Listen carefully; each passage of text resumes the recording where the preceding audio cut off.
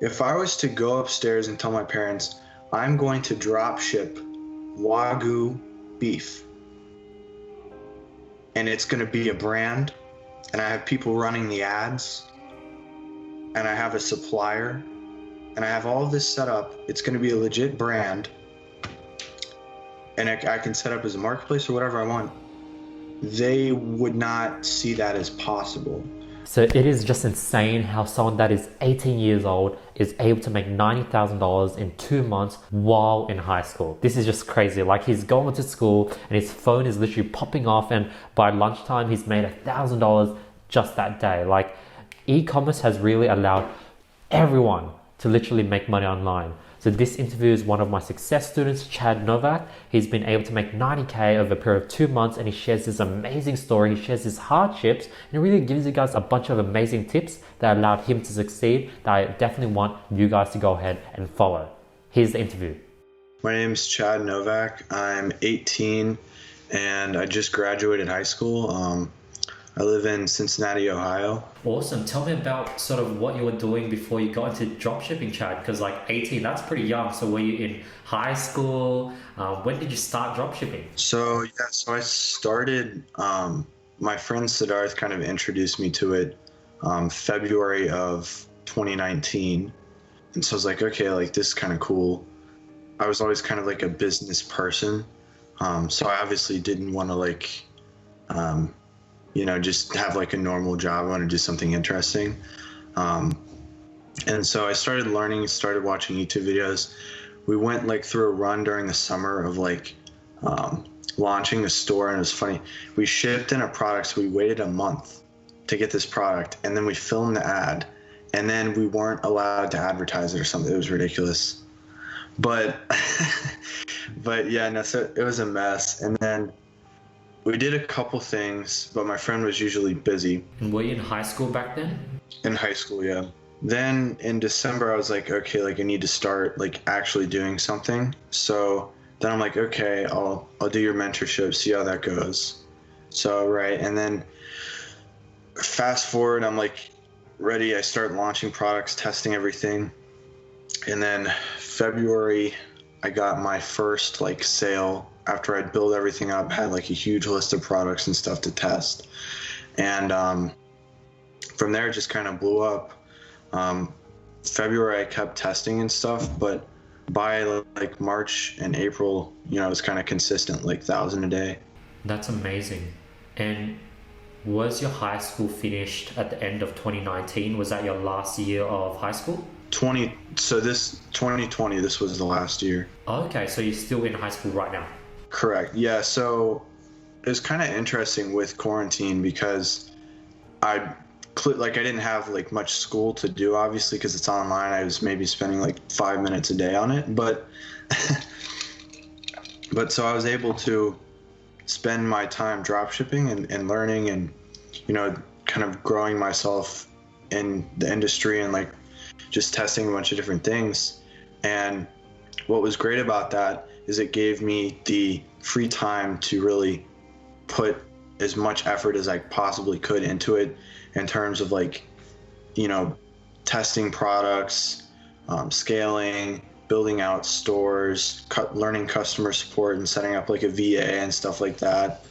And it just kind of was like the perfect, even though it was like kind of like a terrible time, it was in its own way, it was a good time. Dude, that's amazing. So over the past year and a half, since February 2019, you've been juggling dropshipping with high school at the same time, and you've been able to do 40K months while juggling it with high school. Tell me about that.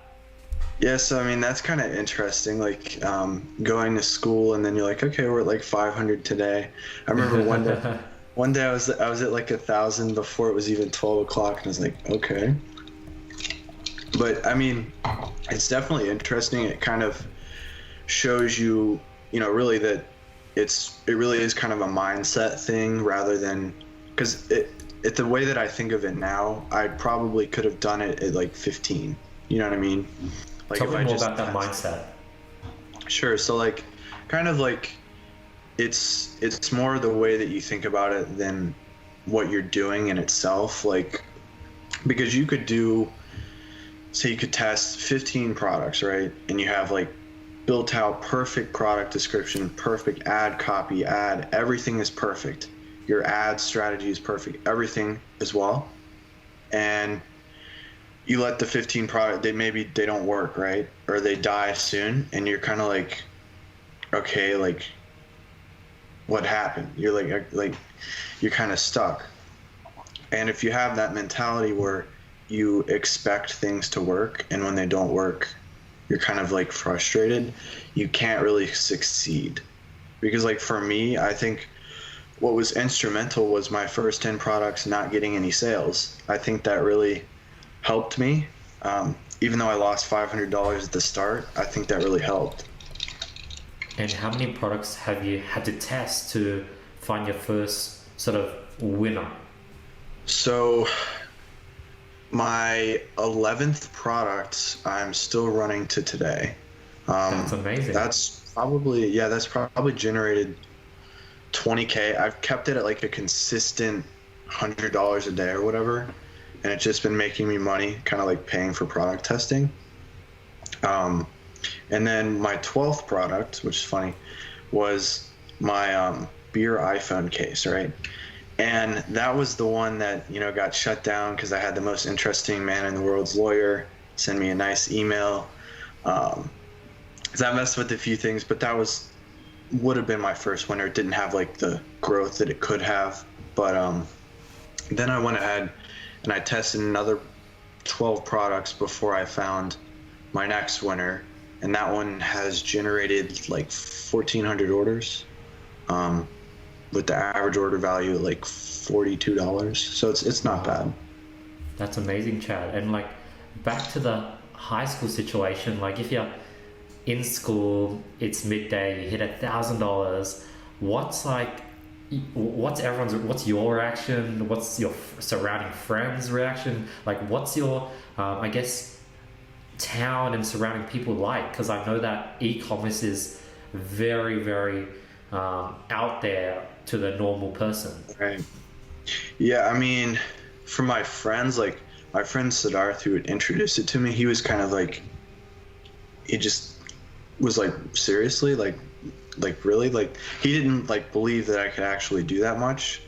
And then some of my other friends, like okay, like where do I get started? Like let's start doing this. So like they're all like interested to start, but they always have to have the mindset, obviously, and they have to have the work ethic and stuff like that. In terms of family, my parents, like, they don't believe it, and they still don't believe it, and it's I will have to be a millionaire off it, but before they will be, okay with it. Same thing. Right? Yeah. They still don't. Yeah. So they're like, yeah, go to college. I'm like, yeah, okay, like. I'm gonna go to college, but like I'm still going to be making a significant amount of money. So my mom wants me to get a degree. Right, yeah. Even despite any success, even if you did 100 million, they'd still say a degree. Exactly. And so tell me more about mindset. What do you think really helped you push through those 10 products, help you push through the situation where you had that beer case and it got shut down after I was making so much money? How did you keep pushing through, especially when you're sort of doing it on your own? Your family is not too sure about it. Your friends are sort of only there because you're getting success. How did you sort of push through it on your own, or did you have someone to talk to? I'm like, okay, like this product showed me clearly that this can work, right? It might not have made me 100K, but it showed me the potential, and it showed me that if I keep doing what I'm doing, it will work.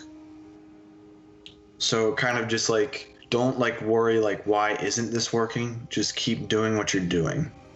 And eventually, even if what you're doing is wrong, it will probably work. I think you're right. Like it's just the people that keep going, they're eventually going to crack gold. Like if you're walking in the wrong direction, but you just keep walking, eventually you find like a small pot of gold in the completely opposite direction.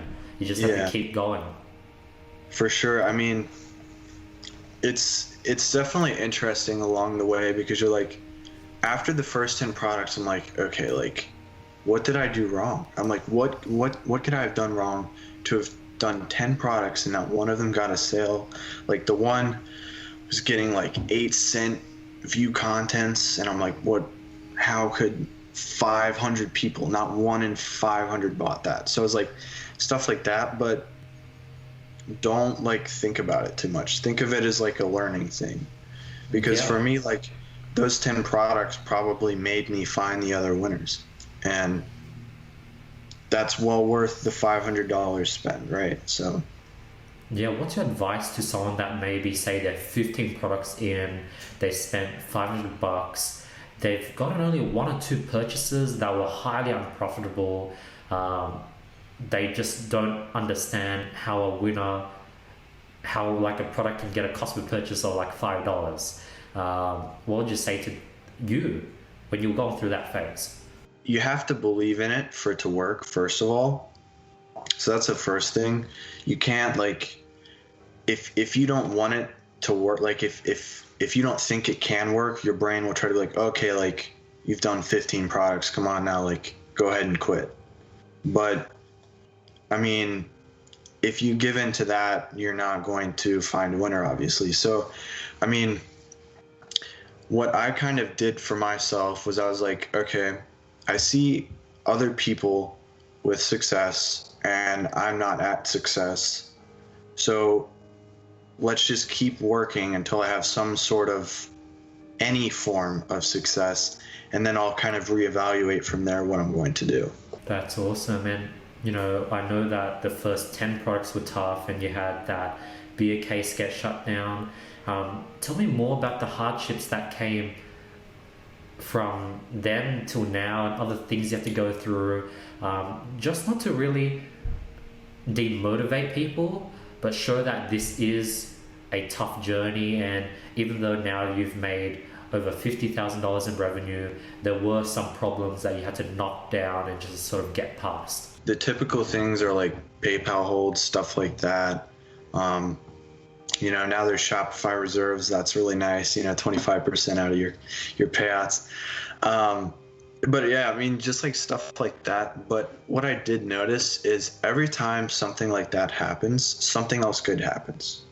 So like once you get your 25% reserve, maybe you'll be pissed off about that, and maybe you'll go and find another winner. Or, you know what I mean? Like just stuff like that, because every time, like when the beer case got shut down, 10 products later, I find a winner that I'm still testing today.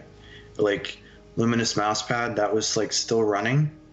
It's still running today. It's not like every time there was something different, you kind of freak out. You're like, okay, like what am I gonna do? How is my cash flow going to work when I'm spending $1,000 a day and they're taking my profits? How do I pay for Saturday and Sunday when I only have a few $1,000s in my bank account? So I mean, it's kind of like, honestly, I like to see the negatives, because not only am I past them, but like you can only go a little bit further up, right? So I mean, there was the PayPal hold, there's the Shopify reserve, there's the page ban, there's me redoing the entire store. Then there's cash flow issues. Then there's chargebacks and stuff like that. Like there's the customer feedback. So that one was fun. So so basically, all of my orders were being shipped out, and they wouldn't arrive for at least 6 weeks. And so my shipping speed was set at 4 weeks. So all of these people are getting these like questions from Facebook, like, hey, like, did you receive your order? Are you satisfied with the shipping? Oh, no, they're not satisfied with the shipping speed. And so that brought I was sitting at like a 3 on my customer feedback out of 5. That brought it to a 0.9, because they basically, when I was scaling. 0.9 or 1.9? Yes. Oh, 0. wow. Yeah. Okay, that's low. Yeah, I didn't even, yeah. So it's not only are what was interesting, they didn't block my ad account. I think they were supposed to, but they didn't, because I was spending like enough money And, Zuckerberg's like, hey, like, let them keep spending the money. But, so that, that's kind of like an example of something that you have to go through, because when I hit that 0.9, I had several ad sets spending like a few $100s a day. And you see those ad sets, and then they start becoming unprofitable because Facebook is like, okay, let's show this to half as many people, right? So then you're kind of looking at it, you're like, well, is this unprofitable because they're penalizing it, or would this have naturally died? So you kind of, stuff like that. Yeah, typical entrepreneurship stuff where you just like, what happened, and it's hard to attribute. Yeah, so I mean, it's just like, I had like two of those. I had one that I killed, and I'm like, okay, maybe it's gonna die, right? And then I see another one like 2 days later. I'm like, there's no way. Then I do a third one. I'm like, okay, I'm done. I'm like pausing this ad account because I didn't want to ruin it, right? Yeah. So I'm like, okay, like, I'll just pause the campaign, see how that goes. I'll wait my week that I'm penalized. Well, 1 week turns into 2, 3, 4. I'm now on 4, waiting on 5, and then probably 6, until they like re-evaluate my rating, which is frustrating. But what I learned from it is, don't, like, if that store gets lowered, just make a new one, right? Because I could have probably tested, if I did 5 products a day, since that was closed, I could have tested 150 different products if I would have just spent 5 hours and set up a new store, a new page, ad account, business manager, and set up some products, right? And you could have also retested the previous winners and see that did it die because of the page score / store score, or did it die because it was at the end of its lifespan, and then retest it on your new ad account or on the same ad account with a new page and new store, and just have all the same interests that worked before. That's obviously a negative, but at the same time it's a benefit, because I'm happy it happened when it did, because now I have the entire summer ahead of me to test as many products as I can. Exactly, and if a big winner shut down, now you know that within 24 hours you just get it back up again. Yeah, exactly. So I think another important thing is, like, when I did pause that campaign, I went from like $3,000 a day, $2,000 a day to $200 a day off of like just people still having it up on their phone, or getting their, oh, you left this item in your cart email, stuff like that. So like that's kind of, you have to maintain like kind of the mindset that you can do it, because when you drop to 10% of your sales, that's significant, right? So you kind of have to, I guess, keep a strong mindset at that point as well. Despite the success that you might have, that's honestly one of the more important times to kind of stay in touch. Yeah, tell me about that, because I know a lot of people, I have students that went from doing several $1,000s down to several hundred, just like gambling. When you go from being up 20,000 down to being up $100, you feel like you've lost $19,900, but you still made 100. And in this case, you're still making $200 every day, which is something that you would have dreamed for 6 months ago. But it just feels really bad because it's so far from your peak. Right. So, I mean, the other main thing to kind of think of is, you can see it as kind of a reflection upon how far you've come.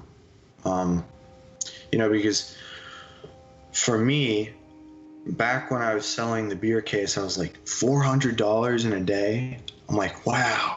I'm like, I made like $100 today. I'm like, if I make 150 every day, that's 1,000 a week. That's more than my teacher made. You know what I mean? Like, so you kind of have to seriously reflect upon, like, okay, you're still fine. Like, it was worth it, and you can just turn it back on, like you said. And I hadn't even tested every single possible interest, right? So a lot of different, things that are positive about the situation that can improve compared to, okay, I'm only making $200 a day. You're totally right. And tell me more about the cash flow issues, because that's something that a lot of students go through. I've done a lot of these interviews where they've all done several $1,000 days, but then they get hit with the PayPal holds, the Stripe holds, and right now I'm building out a whole module just for that, because I know that that's a big roadblock that people go through. Tell me about how you sort of handled that issue. Right. So another thing to think of is like you really do have to stay on top of that with like finances and stuff, because when I was spending like over $1,000 a day on ads, that doesn't mean you're just spending $1,000 a day. You also have to pay for the products, right? So you have to kind of account for like how often do you get paid, when will you next get paid, right? And how long can you be at a net loss before you would have to kill this or pause it or whatever. So I think for me, another thing is, keeping a steady income, keeping something that will at least keep you afloat for long enough for the reserve to be gone or whatever. And if not, you could test, like you could run products at lower budgets. So say you have like 10 products that are making sales. They're not winners, but you can potentially make $10 off of each of those products every day.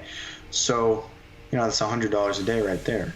And kind of stuff like that, to where you're making that profit and you won't be losing that much money. So you can kind of, I guess, build up a capital for when you do get your money from PayPal or Stripe or whatever. That's amazing, Chad. And so tell me more about having a bunch of slow winners to sort of hedge your losses. Like, what's your strategy there? How do you know the sweet spot? How do you know if you should launch more interest? How do you sort of have 10 small winners sitting there that make maybe $5 to $10 each? Because you're right, it adds up to $100 in profit per day. For me, when I would see products, I'd say, okay, like this has like 20 sales, like this can't be anything. Well, I mean, theoretically, even if you're running one ad set at $5 a day, you can still make purchases every week. So even if you make $1, that's still $1, and you aren't doing, you know what I mean? Like, you can make that passive dollar for how many weeks, right?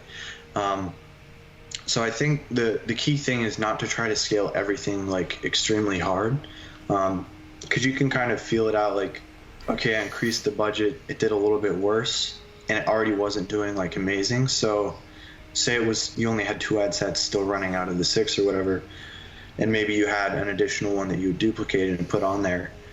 You kind of have to gauge that yourself and say, okay, like realistically, how much can I actually get this product to?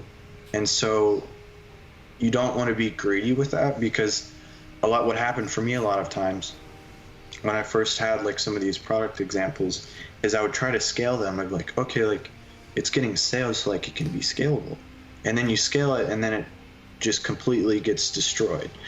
And then you go from like getting a few sales a week to 0 or whatever. And would it get destroyed from increasing budgets too much or launching too many new interests? It had been both for me. So I had an example where I had one at like $10 a day. I had one ad set at $10 a day. It was getting me purchases for like a month. And I'm like, okay, like I can double it now, right? Like it's only like 10 more dollars, and then it just killed it. And were you able to take it back down? Did it work when you decreased the budget again? No, it's just kind of like stuff like that, where for me, if I don't think it's like realistic for a product to make me a significant amount of money, and that can vary depending on what you think is significant, but if I don't think it can do that, then I have no reason to increase the budget if it's still making me money.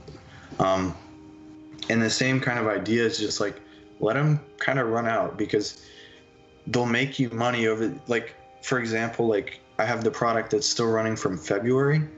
I have one ad set at $80 a day. making me like several purchases. So that's an example where it doesn't really need to be like, you don't have to spend that much time on it, and it can kind of just sit there and make you some money. And I think that's really important when you have cash flow issues, because then you'll still be making money. So you won't be making like $0 a day if you turn stuff off, or like $20 or whatever. But you won't be losing that much money from running the ads to where you can still maintain your cash flow. Got it. And how'd you know in that example that $80 was a sweet spot? Have you tried going above and it didn't work and you brought it back down? Or did you just sort of increase it to 80 and based on the numbers, you felt that you should let it be and just don't touch it anymore? Right. So I had another ad set that was at a higher budget, and that did kill it when I increased it. So that was kind of one thing. But in addition to that, when I did double it from 40 to 80, I noticed that it was a little bit worse. And, you know, typically, like, at least for the winning products that I've had, that doesn't happen very often unless it's like a bad ad set. So I was like, okay, like, we'll leave it $80 a day, see how it goes. And it kept working. So I'm like, I don't see any reason to try to double this to 150 if like the other few ad sets that I tried didn't work and it's making me money. So very, very smart. So I guess the rule is keep doubling the budgets to a point where the ROAS dips. Then that's probably where the sweet point is. And if you have other ad sets, you could sort of use those as sort of test dummies to double those. And if those didn't work, obviously don't do that to the main one. So that's a really good formula you got there, Chad. Right. Yeah. I mean, I think it's just kind of important to like just not try to scale too quickly or fast and stuff like that, especially with non-winners. Like if you don't think it's going to be a winner, I don't see like a point in trying to like aggressively scale it.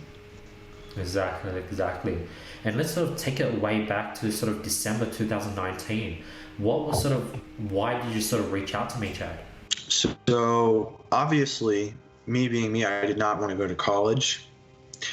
My parents are still going to make me go, but at this point, I know that I can realistically make enough money to sustain myself. But I mean, it was just kind of like, it is the freedom of it. It's not necessarily the money gives you the freedom. It's not having the money, because I mean, if you look at it from the perspective of working on Wall Street, you're working 24/7. You might not even be able to use the money. Like, you know what I mean? Like, so you could be just as happy with just $100,000 as you could be with $5 million on Wall Street, depending on how your life works. So, I mean, for me, it was the freedom. It was, you know, doing something myself, not being employed, being able to work when I want, because like currently it's 12:30 in the morning for me. This is when I usually work, because my dad usually works in the basement during the day because of quarantine, obviously. So I prefer to work in the quiet and stuff like that, just like alone. So I think that's another benefit, like that, kind of finding what works best for you, not just like money wise, but lifestyle wise, depending on what you want to do. I mean, I personally have no interest in going to college, despite, you know, getting accepted into the colleges I wanted and stuff like that. I'll still go because my parents want me. But the end goal for me is to kind of like give my parents an offer, right? So I'll be like, hey, like if I make X amount of money, would you be right? If I make this much money, would you be okay that I didn't resume college? So I think something like that is relatively reasonable, because I know the majority of parents are very, you know, they don't want to take any risks. I know a lot of people don't like to take risks. But with high risk there is high reward. And tell me about that, because you've hit pretty high numbers. Have you been able to hit what you said to your parents? And as a result, are you not going to college? Update us on that. What I'm gonna do, I'm gonna like, so I've the highest I've hit is like 3.2K in a day. Mainly that was probably because of cash flow issues, because realistically for me, like spending like $2,000 a day on ads plus like another 2,000 for product costs, like that's a significant amount of money for me as an 18-year-old. But I mean, currently they have no idea of me not going to college. So, and I want to keep it that way until I'm extremely successful.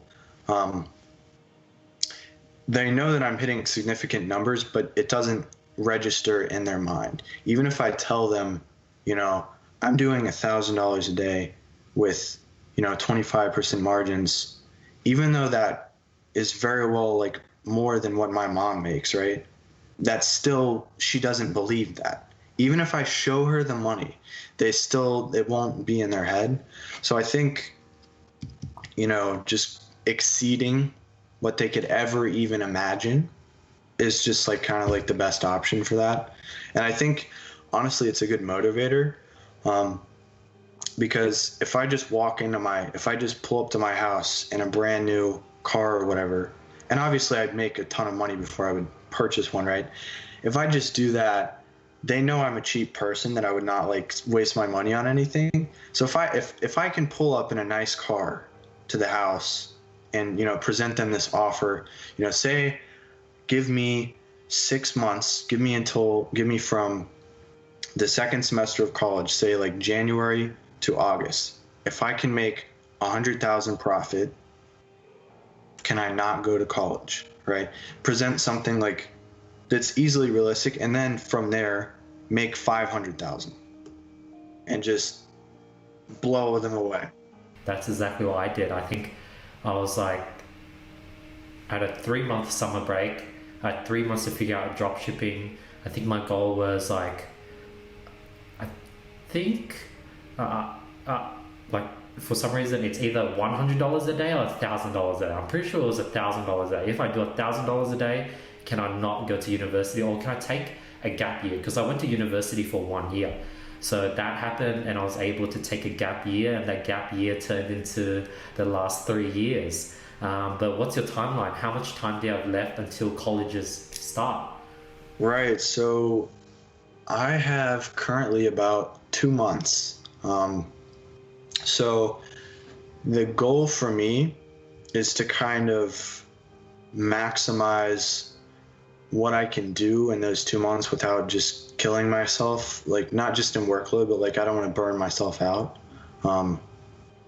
which I think is really important. So for me, I think if I can do one product a day consistently for the next 2 months, in addition to scaling out several other products, keeping cash flow, dealing with every other aspect that I could think of, I think that would be ideal. But obviously I want to set the goal higher than like I think I can hit. So like say I think I can do 100,000 this summer in revenue, I'll set it at 500,000. And I'll just say, okay, like let's see how much I can make. Shoot for the stars, land on the clouds. Right, exactly. Tell me about burnouts, because that's something that I've personally been through, and probably a lot of people do go through, but they're not aware of it. Tell us about that. Right. I think that's really, really important to kind of understand, because at the end of the day, you can work 15 hours a day for 3 months, right? And you can make $100,000, right? But if you don't want to work for the next 9 months, then that isn't, you know what I mean? It's not like you've wasted your time, but in a way it kind of is. Because for me, like, for example, I have a friend named Jimmy. Jimmy works constantly. All Jimmy does is work. I've tried to get him to dropship. All he does is work. He works, he wakes up and he works the entire day. He makes a good amount of money. He does detailing. He door dashes. He has a job at the hardware store. He does literally everything. So, and I see him and I say, okay, how could you possibly work this much for the rest of your life. I don't see that not just as realistic, like, but I would personally would not be happy if I worked 15 hours a day, for the rest of my life, even if I made an insane amount of money. So I think it's important to do some sort of thing during the day or during the week that kind of keeps you fresh. For me, I think building new stores is kind of like cool for me. Like, okay, like I've tried like regular stores, let's try a high ticket store, or just kind of experimenting or things like that, where you'll learn from it, but you'll also stay motivated by doing stuff like that. That's awesome, Chad. And going back to your goal of wanting to not go to college, and then as a result, you reached out to me. So what do you think helped you out the most? Like, how has the program been? It's been great. I mean, like the calls really helped. Kind of having like you answer my questions is really important, because I think at the end of the day, it doesn't matter how smart you are or anything like that. If you don't have someone to help you, you won't always succeed. And I think by having you answer my questions, how insignificant they might have been, they help. You know what I mean? Like, because, for example, like say you get an order on, Overlow, and you go to fulfill it, and you have to manually put in a phone number. Well, your phone number doesn't work. And so you try all these different things, the address doesn't work out. Something as minor as that could stop you. It could just piss you off, and you just be like, okay, I'm done. Like, you could spend 30 minutes, right, trying to do that. Because I had a friend the other day who did the exact same thing. He was all angry, right? And I'm like, listen, like, just put in like a business number from Israel. Put in, they don't call the number. Like, just put in this, just see if it works. And by me just being calm and helping him with that, I probably kept him going. You know what I mean? Like, I think it's, really important to have someone help you, even to just be there. Even if I wasn't to ask questions, I think it would still be nice. And then in addition to that, you have the course, right, where you have all the mindset videos, you have all the examples, to where if I decide one day, like, okay, I've tested 75 products, none of them have worked, I know I can go to your product research videos and watch every single one of them. And if I watch every single one of them, I will find a winner. There's no way, right? So I think having you help in addition to having a great course kind of makes for a good combo for success. That's awesome. And what do you think was the biggest thing you learned or taken away from the program? Honestly, it's probably mindset. Because, I mean, like I said, after those first 10 products, I was kind of like, okay, like 10 products, like, because I'm a confident person. I don't want to see like myself fail, right? But I think having a good mindset is really important for anyone at anything they do, really, because if you don't have that mindset, you might not keep going. Yeah, a lot of students said that. Like, even though the mindset is just the week 1 module, and I felt like there was so much more content, everyone always goes back to the mindset being the most powerful part of the program. So I'm happy to hear that you have the same answer. Right. Yeah, I mean, it definitely is the most important. And the thing is, like, you could watch the entire course, but if you didn't have the mindset down, you could still fail. So Exactly. I think it's just really important for everyone to kind of pay attention to that. There is a reason why it's week 1, because you have to have it down. That's awesome. And I guess share with everyone where you are now with your business. Update everyone with your sort of results and yeah. Sure. So as of May, I haven't really done anything in June because of the customer feedback rating. I've been trying to set up different things. I had done about 90K in revenue. Wow, that's amazing. So yeah, I mean, that was really cool to see. And in what time span? 3 months. Let me pull it up. Let me make sure.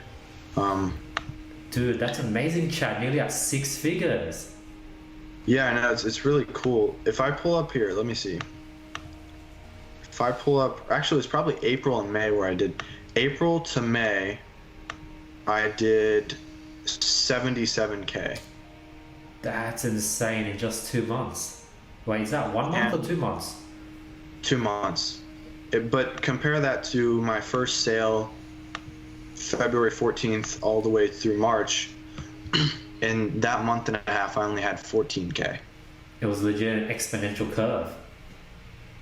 Right. So the only I had hit 1K day in the first 3 months, and then in the next 2 months, I did 1K a day at least every single day.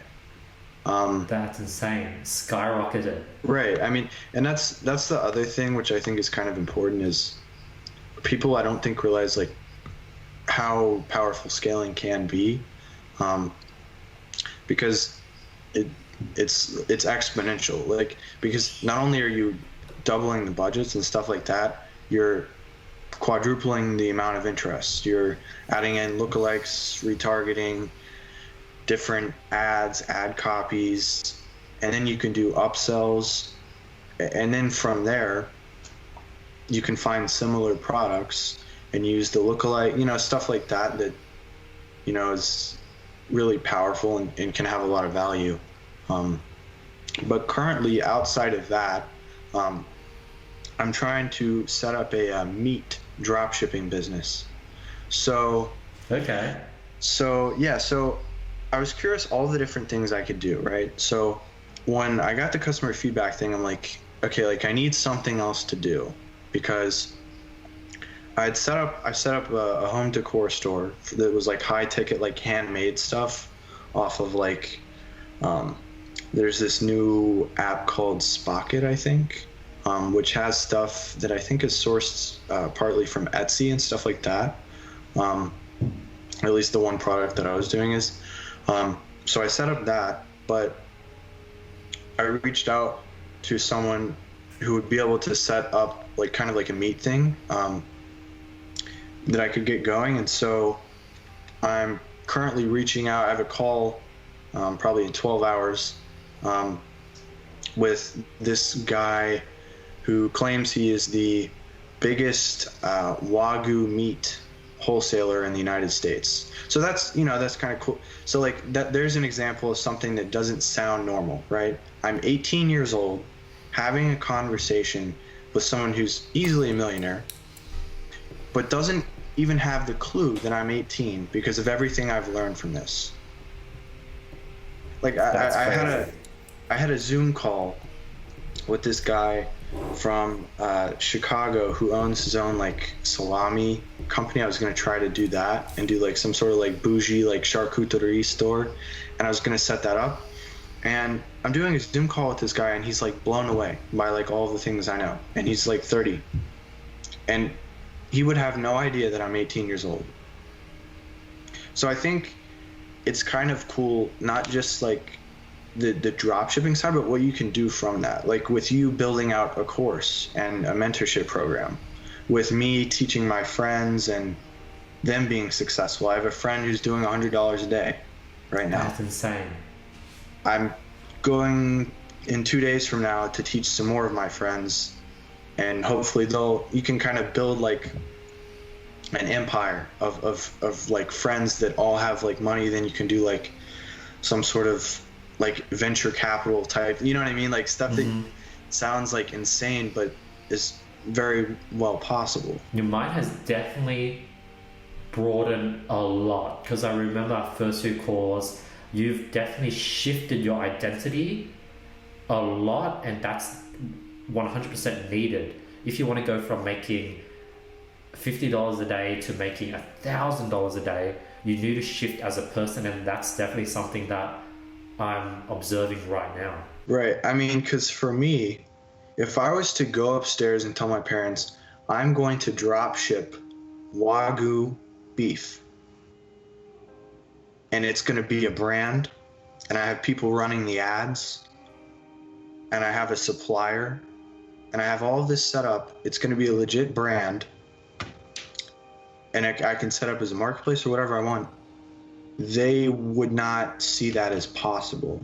So I think it's important, like you said, to kind of broaden your mind, because when you go and you hit 1K a day, that does broaden your mind. You're like, okay, maybe I can make 50K in a day, 200K, 500K. But it's also important to kind of like diversify, like, you know, what you think you could do. Obviously, keep, like, if you're making $1,000 a day, keep making $1,000 a day. That's great, right? Do that, and then from there you can reevaluate what you want to do. So for me, I'm obviously still going to drop ship, but I set this up. This is going to be passive income. This business, this brand, will be some sort of passive income as a means for me to fund other businesses, other investments, other drop shipping stores. You know what I mean? Like the potential just from starting off of drop shipping is insane, right? I can go ahead and be an 18-year-old millionaire. I can be like the youngest millionaire in my city or my state. You know, stuff like that. That is kind of crazy, you know, because at the end of the day, it's the same thing with scaling. The amount of money you can make is very well exponential. And it is the same thing with the amount of winners you find, the amount of products you test, because that first winner, right? That first winner is the hardest one to get. But after you find that winner, it just gets easier and easier and easier. Because not only have you developed a mindset, but you've developed the skills, indirectly or directly, just from learning and trying everything. So I think it's, you know, really cool to see where you can go from, oh, it's just drop shipping. You know what I mean? Like, it can really change your life. That's awesome, because I think you sort of answered my next two questions. My next two questions was, you know, how has your life changed compared to before? And the second question is, what was next? What's next for you? What's your plan now? And I think you've answered those two questions, Chad. I think the main thing to get from this is just mindset and expand upon what you're doing and what you think you can do. Because, you know, the majority of successful entrepreneurs probably aren't like that high IQ or, you know, stuff like that. They're just driven. They know what they're doing. They continue to do. They can continue to build off of what they're doing. You know, whether you go from a general store to a high ticket store, or a one product store, a niche store, to a brand or a company or a venture capital or investing into properties, there's a limitless amount of things that you can do. I think we'll end it there. Thank you so much for taking the time to do this interview and sort of sharing your amazing story. I think we're all very interested to hear how things go. So hopefully we'll be able to do a follow-up and really get to hear about your meat business. And yeah, keep sort of killing it, Chad. And thank you so much for jumping on the channel. Sure. I appreciate it. Yeah, I mean, and I'm sure this is crazy for you. Like, just you answering those questions built me and so many others, like, lives, right? So I think that's another awesome thing for you and other people to kind of think about, you know, because you very well could have changed my life, you know, like, and I think that's really cool. Bam, as you can see, this has been an amazing interview. I had so much fun talking about Chad. His goals has changed drastically, has so many things going on. He wants to create a whole dropshipping Wagyu. Like, this is crazy. Like, I had so much fun during this interview, and I highly recommend everyone to watch this over and over again. It's just so amazing to see someone that I've worked with 6 months ago completely change into a completely different person going through a program. So if you guys want to go and have a whole paradigm shift just like Chad, click the links below, sign up, join my program, and hopefully we could turn you into one of our many success stories. So yeah, thank you so much for watching this video. Before we end the video, let's announce last video's winners for $1,000 worth of a course. As a consultant course with me. The winners here. If you guys want to qualify, all to do is drop a comment below, follow me on Instagram, hit the subscribe button, hit the notification bell. I'll be picking the best comment every single video. Other than that, I hope you guys have an amazing day. Question of the day, what part of this interview with Chad did you like most? Let me know, drop your answers in the comments below. Other than that, I hope you guys have an amazing day. I'll be seeing you guys tomorrow with nothing but more value. Peace.